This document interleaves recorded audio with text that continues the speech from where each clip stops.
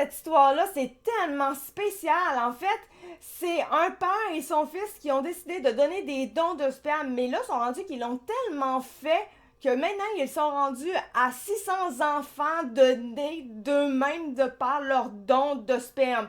À un tel point que là, ça commence à être une problématique en termes de consanguinité et que le tribunal ne veut plus qu'ils fassent de dons de sperme parce que là, ça devient dangereux.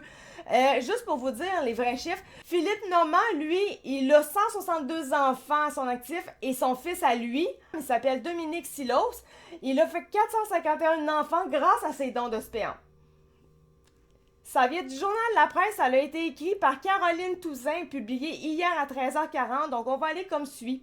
Le juge Simon Chamberlain interdit ainsi à Philippe Normand et à Dominique Silos de faire des dons, mais aussi de faire la promotion de leurs services ou d'entrer en contact avec des femmes pour leur faire de tels dons, du moins jusqu'à ce que la clause soit jugée sur le fond. Ce qu'il faut comprendre dans cette histoire-là, c'est que ce n'était pas fait dans des cliniques comme on les connaît normalement. En fait, c'est des dons de sperme artisanaux. Ça veut dire que c'est donné comme ça à des femmes qu'ils vont connaître comme ça, qu'ils vont côtoyer dans leur vie.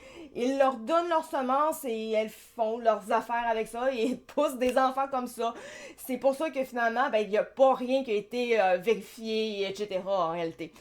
Et là, là-dedans, il y a une mère de 4 enfants qui s'est aperçue de cette affaire-là, puis elle, elle s'est sentie flouée, elle a honte, etc. Bref, elle est allée en cours contre eux autres. Donc, Laurie s'est tournée vers le tribunal, car elle allègue que les deux hommes ont trompé sa confiance en mentant au sujet du nombre de dons qu'ils avaient réalisés. De M. Normand, elle a eu 3 enfants, et de M. Silos, qui lui est le fils de Normand, elle a eu un enfant de lui, donc son 4e. Les deux hommes qui se défendent seuls reconnaissent environ la moitié de ces 600 enfants. En 2024, la presse a recueilli les témoignages de 5 familles qui se sont retrouvées malgré elles mêlées à ce film d'horreur. Je vois pas pourquoi c'est un film d'horreur, mais en tout cas, l'expression est l'une d'entre elles après avoir découvert qu'un autre fils de Philippe Normand avait aussi fait des dons sucés en clinique de fertilité. Et lui, ce fils-là, disons que ça y va son affaire. Mais je sais qu'à la radio, quand il se parlait de ces deux hommes-là, il disait que c'est une sorte de déviance, ils sont pas bien mentalement, mais je suis pas d'accord. Ok, oui, c'est un petit peu intense, là, on se comprendra, mais en quoi c'est si mal que ça, à part pour l'effet consanguin, on se comprend. Je comprends pas en quoi c'est si mal que ça de donner des naissances, de faire en sorte qu'il y ait plus de naissances. Je vois pas en quoi c'est réellement une déviance, forcément. Je vois pas en quoi c'est forcément de la maladie mentale. Tu procrées. Comme j'avais entendu à la radio, c'est juste que ce monsieur-là, tant qu'à se faire du plaisir solo, pis que ça serve à rien, ce sperme-là, il a juste décidé de l'envoyer à des femmes comme ça, au moins il y a des chances qu'il se passe de quoi avec. C'est spécial. Mais pourquoi pas? C'est la seule chose qui est vraiment tannante, c'est pour le consanguin. Mais sinon, je vois vraiment pas en quoi c'est un désastre total, cette affaire-là. C'est juste spécial. En tout cas, je vais continuer. Ces familles qui ont eu recours à une clinique justement pour éviter les risques génétiques associés aux dons de sperme artisanaux se sentent abandonnées par l'État et flouées par la clinique privée avec laquelle elles ont fait affaire. Cet autre fils de Philippe Normand n'est pas visé par la présente injonction. Questionné par la presse à l'époque, il estimait être allé faire un don en clinique une 30aine de fois. Ok, il a été en clinique, lui, une 30aine de fois et assurait n'avoir aucune idée du nombre d'enfants issus de ses dons. Là, rendu là, c'est pas de sa faute à lui, là. Là, lui a fait ses affaires, pis c'est tout, il a donné ça à la clinique l'a pris that's all. Ok, là, moi, rendu là, j'ai pour mon dire, c'est de la faute à la clinique et à personne d'autre, là. Il jurait avoir cessé de donner il y a une dizaine d'années. Bon. Je sais pas quoi dire là-dessus, je sais pas à quel point c'est grave. Si on va vraiment selon la véritable définition, dons de sperme artisanaux. Au Québec, aucune loi n'encadre les dons artisanaux de sperme. Il s'agit de dons convenus entre 2 personnes sans passer par une clinique de procréation assistée.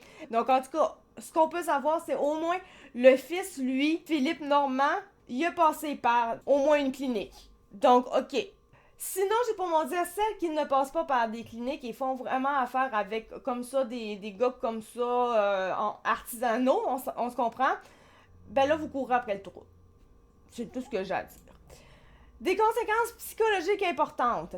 Lorsque Laurie a découvert l'ampleur de la flatterie, la grande affaire cauchemardesque, moi selon moi ce n'est pas si cauchemardesque, mais en tout cas, cela a provoqué chez elle une grande détresse psychologique, en plus de lui faire craindre un risque accru d'inceste et de consanguinité pour ses enfants.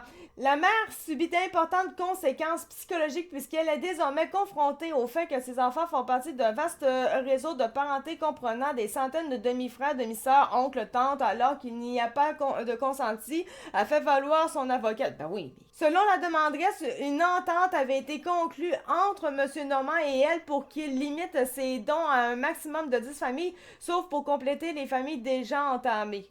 Une entente verbale ou une entente légale? Laura dit également s'être entendue avec M. Silos, maximum de 25 enfants, sauf également pour compléter les familles. Les deux hommes nient avoir conclu de telles ententes.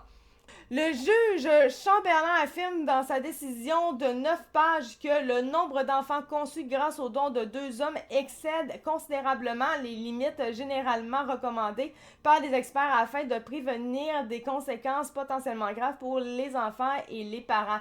Les risques de consanguinité et d'inceste sont directement corrélés avec le nombre de dons de sperme du père et du fils, précise le juge Chamberlain qui souligne n'avoir aucune hésitation à accueillir la demande d'injonction de Laurie. Les deux donneurs ne l'ont nullement convaincu qu'ils allaient subir des inconvénients liés à cette interdiction. Chaque don de sperme additionnel des défendeurs augmente les préjudices allégués à la demanderesse et de ses enfants, écrit le juge de la Cour supérieure dans sa décision. Pour leur part, Philippe Normand et Dominique Silos ont plaidé qu'une injonction violerait leur droit à la reproduction et priverait des femmes qui ont déjà un enfant issu de leur don de sperme de leur droit de compléter leur famille avec le même donneur. Le juge n'a pas retenu leurs arguments. Il dit « Je ne suis pas convaincu qu'il existe un droit à la reproduction dans un tel contexte », écrit le magistrat. Cette décision s'applique immédiatement en attendant la suite des procédures intentées par Laurie. La mère de famille veut faire cesser définitivement leurs dons artisanaux. Les dates d'un éventuel procès ne sont pas encore fixées. Je veux savoir c'est quoi la géographie, puis j'irai en dehors de la géographie où est-ce que je suis restreint de ne pas servir, parce que c'est dans mon identité d'être donneur. C'est comme les homosexuels, c'est dans leur identité, puis moi, c'est dans mon identité d'être donneur, donc je donnerais considération à aller où est-ce que je peux servir. Bon, on va se le dire, c'est quand même vraiment très drôle comment ce qu'il le dit, là. Il se prend un petit peu un grand rôle, on va se le dire, c'est vraiment... Moi, ça me fait vraiment rire, la façon qu'il dit ça. Au Canada, je pense qu'on en a besoin d'enfants, donc c'est pas une mauvaise affaire en soi. Au Québec... Bref, sur ça, c'est vraiment spécial, mais juste pour vous dire vraiment, rappelons qu'au Québec, aucune loi n'encadre les dons d'organes de sperme, soit des dons convenus entre deux personnes. Je vais juste m'enlever ça parce que ça m'énerve un peu. Entre deux personnes sans passer par une clinique de procréation assistée. Dans la foulée des révélations de Novo Info, le ministère de la Santé du Québec a dévoilé un plan d'action pour améliorer l'encadrement des dons de sperme artisanaux et l'accès aux services de procréation médicalement assistés. Donc voilà pour ce qui est de cette nouvelle-là. J'espère que vous l'avez appréciée. Vous allez peut-être rire là-dessus, parce que moi, je l'ai quand même trouvé spécial. Merci beaucoup de m'avoir écouté. C'était Acti4 Dutch ou Fight. On se retrouve pour une prochaine vidéo. Merci, ciao, bye!